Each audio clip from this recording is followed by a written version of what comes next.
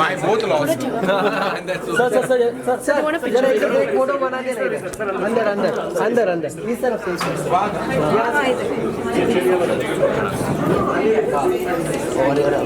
Chair काढ़े ना जरा सर थोड़ा सा अंदर आ जाए पूरा बुक मिल जाए पूरा बुक मिल जाए सर एक बुक लीजिए ना सर करण सर इस तरफ भी सर इस तरफ भी करण सर सामने करण सर इस तरफ भी करण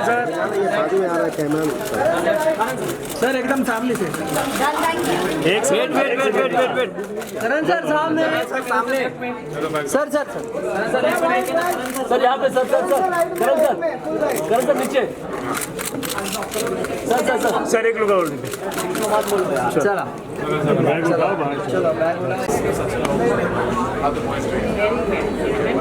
Please give them all my love. Wonderful to see. And maybe you Karan Johar In.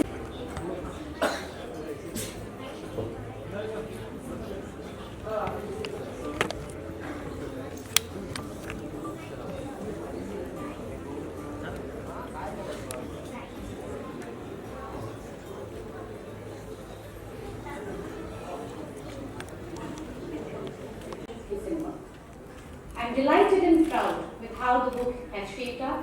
We have a gorgeous cover, as you can see. Our author Satyarth Nayak has worked relentlessly for more than a year, interviewing multiple people, collecting stories, pictures, and putting the book together. Congratulations, Satyarth. It has been wonderful working with you and publishing the book. I would now like to invite our guest of honor for today, Karan Johar, Anil Dharkar, our author Satyarth, the editor Shantanu, to come up on stage and formally launch the book.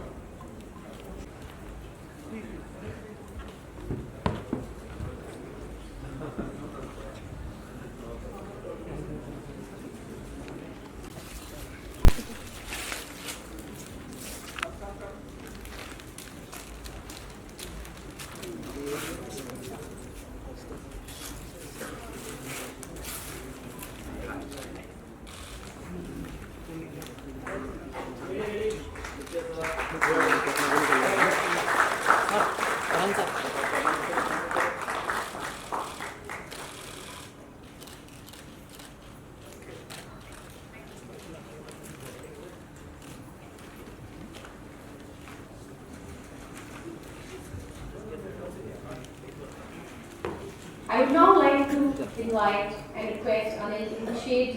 Want to be here, because I think he's also held up in some work, but you can understand that his state of mind, that even after a few years have passed, he has not overcome the shock of losing someone who was so beautiful and so wonderful and lose her so early.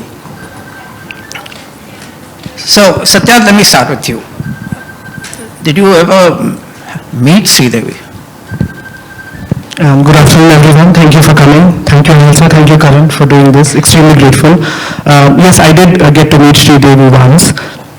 I was fortunate. This happened in 2012 when she came to Delhi. I was a Delhiite till 2017. That's when I shifted to Bombay.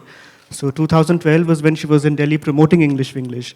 And I had been a part of the promotions, being a fan and being completely euphoric that she was making a comeback after 15 years. So I was in touch with Gauri and Balki, and I had kind of, as they say, I had latched on to the whole promotional campaign that do this, do that, it is a SRIDEVI comeback after all. So they were completely friendly with me. So they invited me to meet her when she came to Delhi. That's when I met her, very briefly. Spoke a few words, extremely magical, extremely shy. I still have that photograph, and what makes that even more special is that Gauri Shinde took that picture. So yeah, so that's a memory I'll always cherish. And Karan, from the book I learned that you're a lifelong fan of SRIDEVI. You'd be interested to know that when he was a teenager, he started a Chandni fan club. And he also had a video of the best of SRIDEVI, which he kept looking at again and again and again. So what made you such an avid fan? What was it about SRIDEVI that affected you so much? You know, for me today and every moment of Sridevi's is just takes me back to my entire childhood, my entire being, my passion and love for the movies, my absolute obsession with Hindi cinema. I think she has a large part to do with it. I can't recall the moment where I thought I'd fell madly in love with her. I was just her biggest fan. And I grew up in South Bombay. And that was a locality where kids around me weren't very, I would say they weren't very interested or excited in Hindi cinema at that time. It was in the 80s. I grew up in this neighborhood that you would know, Anil. I grew up in Malabar Hill, and kids in my area, they were a lot more, I think initially more interested in, you know, whether it was comics or it was like other forms of entertainment, Hindi cinema being the lowest in their priority list. I, unfortunately or fortunately, was just not very sporty and not very interested in everything else. So I just sat at home and watched movies. And I remember watching all of Sridevi's earlier works. And the loss of sports is the gain of movies. Is a gain of movies. Well, I don't advocate that at all, because I think, you know, being sporty is all good for various reasons, not just the athletic part of it or the fitness part of it, just in terms of your headspace. But I just grew up watching, I remember watching her appearance in Julie, and, you know, and then went on when she made her big comeback with Julie Himmat. had a small role. Yeah, but Himmat Wala was where I remember going with my house help at that time to see Himmat Wala in a cinema hall. And because nobody in my immediate surrounding wanted to come with me. And I went multiple times and saw Himmat Wala. And then every other movie after that. And I remember literally dancing on a pot and a pan like she had. And this just, my love story began with her, and it just never ended. And I remember my father was releasing a film on the same day as Mr. India. He released a film called Muqaddar Ka Faisla, which was directed by a very prolific filmmaker, Prakash Mehra. And my father was very hurt with me because on the opening day, I went running to see Mr. India. I didn't see my father's film. And then Kaate Nahi Katte became my anthem for that whole year.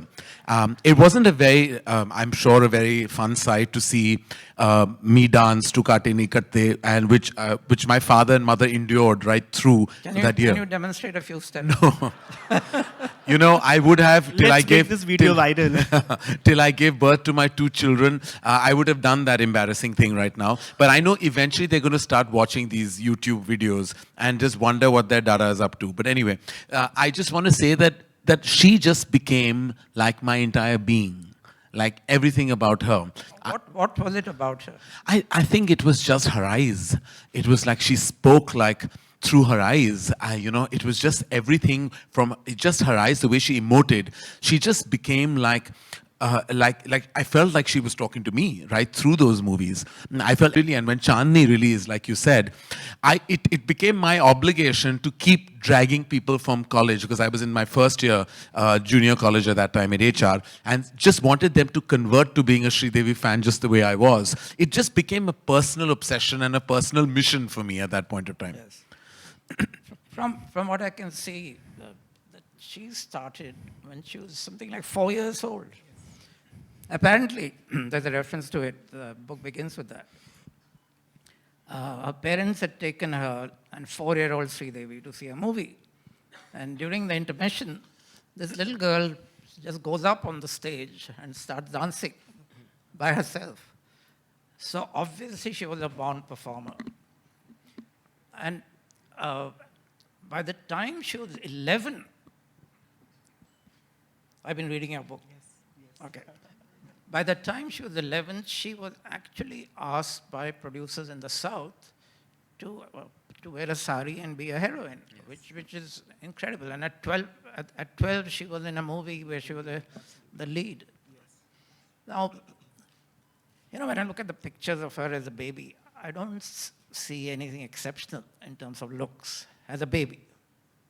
What was it, I wonder, that made these producers in the South see that potential in her? Do you have any clue on that? Sure. I spoke to this lady called Saukar Janaki. She's a big veteran actress down south. And she's acted with, in fact, Sridevi's very first film when she was 4 was a Tamil movie called Thunaivan, where she plays a mythological character called Lord Murugan. And Saukar Janaki was a part of that film.